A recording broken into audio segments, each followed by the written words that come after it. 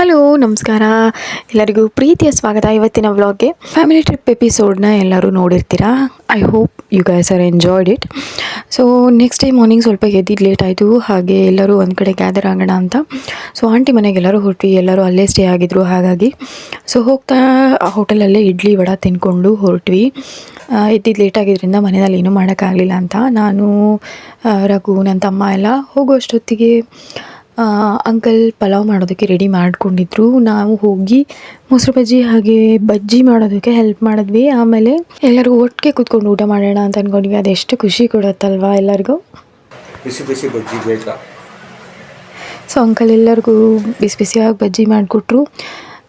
So ಎಲ್ಲರೂ ಕೂತ್ಕೊಂಡು ಒಟ್ಟಿಗೆ ಊಟ ಮಾಡೋದ್ರಲ್ಲಿ ಒಂದು ಖುಷಿ ಇರುತ್ತಲ್ವ. ಸೊ ಆಫ್ಟರ್ ಲಾಂಗ್ ಬ್ಯಾಕ್ ಒಂದು ಫ್ಯಾಮಿಲಿ ಒಟ್ಟಿಗೆ ಕೂತ್ಕೊಂಡು ಊಟ ಮಾಡಿದ್ದು ಎಲ್ಲರಿಗೂ ಖುಷಿ ಆಯಿತು. ಎಲ್ಲರೂ ಹೊಟ್ಟೆ ತುಂಬ ತಿಂದು ತುಂಬ ಹ್ಯಾಪಿಯಾಗಿ ಆ ಡೇನ ಕಳೆದ್ವಿ. ಹಾಗೆ ಅವತ್ತು ಅತ್ತೆ ಬರ್ತ್ಡೇ ಇತ್ತು. ಅದು ಆ್ಯಕ್ಚುಲಿ June 23rd ಇರೋದು. ಬಟ್ ಅಡ್ವಾನ್ಸ್ಡಾಗಿ ನಾವು ಅವ್ರು ನಮ್ಮ ಜೊತೆ ಇರೋಲ್ಲ ಅಂತ ಕೇಕೆಲ್ಲ ಕಟ್ ಮಾಡಿಸಿ ಸೊ ಅವತ್ತೊಂದು ಸೆಲೆಬ್ರೇಷನ್ ಥರನೇ ಮಾಡಿದ್ವಿ. ಎಲ್ಲರಿಗೂ ಕೇಕ್ ಕಟ್ ಮಾಡಿಸಿ ಕೇಕ್ ಅವ್ರಿಗೂ ತಿನ್ನಿಸಿ ನಾವು ತಿಂದು ಈವ್ನಿಂಗ್ ಎಲ್ಲರೂ ಔಟ್ಸೈಡ್ ಹೋಗಿ ಒಂದು small party panipuri ice cream ಈ ಥರದ್ದೆಲ್ಲ ತಿಂದ್ಕೊಂಡು ಎಲ್ಲರೂ ನಮ್ಮ ಮನೆಗಳಿಗೆ ಹೊರಟ್ವಿ. ಸೊ ಇದಾಗಿತ್ತು ಇವತ್ತಿನ ಒಂದು beautiful day. So hope all are you enjoyed this vlog. ನಾಳೆ ಇದೇ ಥರ ಇನ್ನೊಂದು ಬ್ಯೂಟಿಫುಲ್ ಡೇ ಆ್ಯಂಡ್ ವ್ಲಾಗಲ್ಲಿ ನಿಮ್ಮ ಜೊತೆ ಸಿಗ್ತೀನಿ. ಅಲ್ಲಿವರೆಗೂ see you, take care guys.